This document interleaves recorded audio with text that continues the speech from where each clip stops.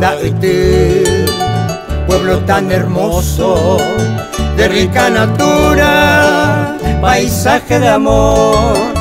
Al llegar a ti me sentí dichoso, gozando las luces de tu esplendor. En todo momento eres añorado, tus hijos te llevan en el corazón.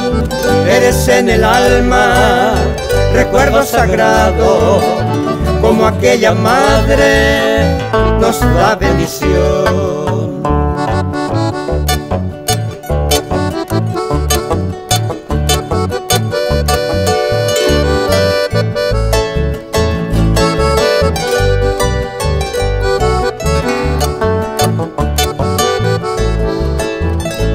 Mene an a pebe, ye pibero guay sante ipona, nyun hakagu houmba, umise guatajagüe, Florida, calle Guazú, calle Arroz y Guaponá, Costa Varela, Tacurutú, Potrerito, Hachasecue.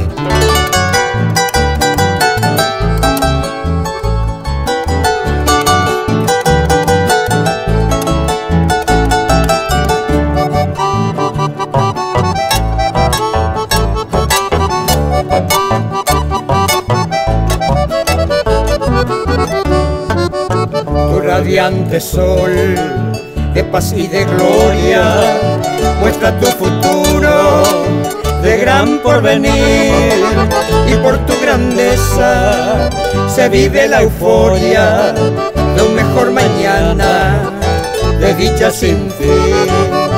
Eres un pedazo de tierra ovetense, de un jardín florido de Caguazú y del Paraguay. Eres para siempre la flor más hermosa, Carandaití.